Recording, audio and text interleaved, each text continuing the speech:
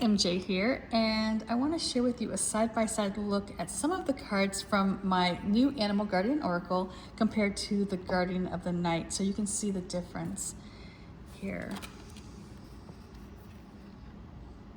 Now, I started this project for a couple reasons.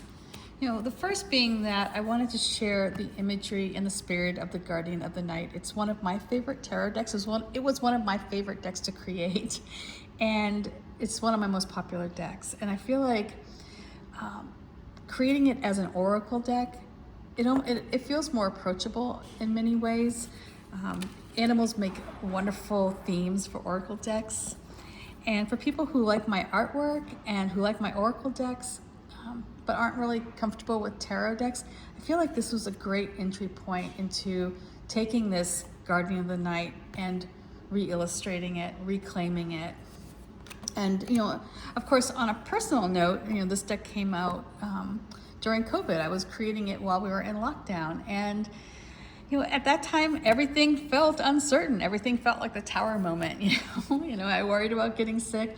I worried about my daughter getting sick. I worried that we were going to be trapped in our homes, forever. Like, will we ever get to return to normal, whatever that looks like? Or will we be making appointments to go shopping? Or, would my child ever go to school again in the classroom? All those things that, you just worry about. There were so many things going on in my mind when I was creating this deck.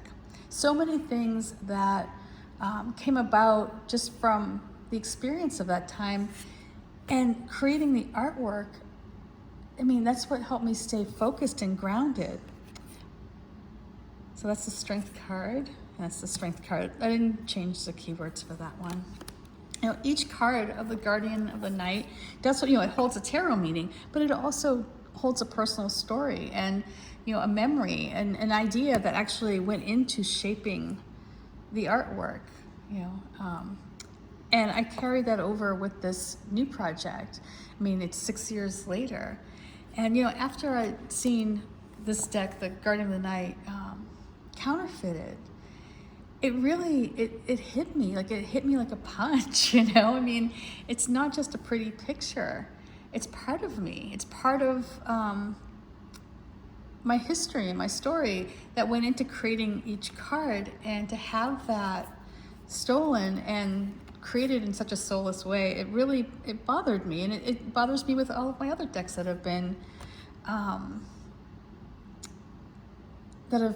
counterfeited. So I wanted to reclaim that artwork. I wanted to reclaim it and take it back so that I am in control of those stories. Like, the people who have stolen my artwork, they don't get to have these stories. These are my stories, And I wanted you to see how, for this video, I wanted you to see that the artwork here is very different, because it does represent 6 years of growing and learning and learning different techniques in creating art too, So it's not just like, oh, well, I took the title bars and changed the title bars to reflect an oracle meaning. Each card is a complete recreation. And the story changes a little bit, instead of our queen here, for astute, holding a sword, she holds a fox, representing that cunningness. The moon, and then we have illusion, completion, we have potential, Page of Pentacles. And so for this deck, everything is hand-drawn for this deck. Unlike for the Guardian of the Night, a lot of it was like cut and paste, like copy and digital collage with drawing elements. But for this one, this new Animal Guardian Oracle, it is all drawing. And I used watercolor brush and pen and ink brushes, all digital brushes, but still nonetheless, I tried to limit the brushes that I used to kind of keep it consistent. So the artwork kind of had a flow. We have Misfortune, which would be the 5 of Pentacles. But yeah, each one of these stories, they come from part of my history, and I want to share that with you in a way that feels grounded and can maybe inspire in some way. Maybe give you a little laugh when you see the wolf kind of peeking over the stump here.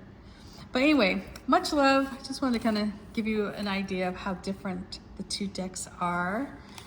Very similar in idea. Similar in the animals. I didn't change the animals up. But like here, like for example, going back to the stories, when I can still feel the moment that I created this card. And this was that moment where I was really scared for us, for my daughter, and was I making the right choices? Did I do things correctly? And I still worry about things like that. And so when I created the anxiety card, I tapped back into that feeling because it wasn't too far to tap down to, let's be clear here.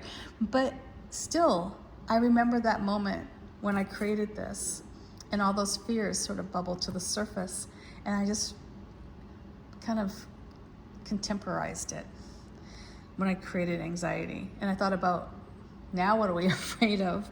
Oh, so many things, right?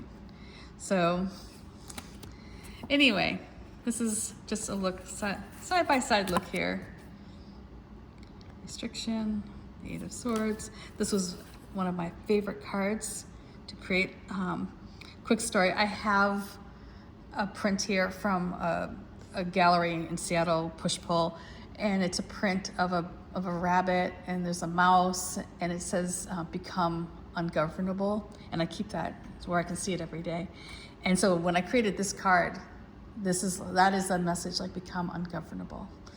But anyway, all right, much love to you. I will talk with you soon. I hope you're having a wonderful night, and I'll post samples of the guidebook because it's finished, and I go into the stories in the guidebook as well, and the explanation for why I chose certain elements, like why I chose the heart with the elephant tusks, for this card, both then and now. And yeah, anyway, much love, and I will talk with you soon. Peace. Bye.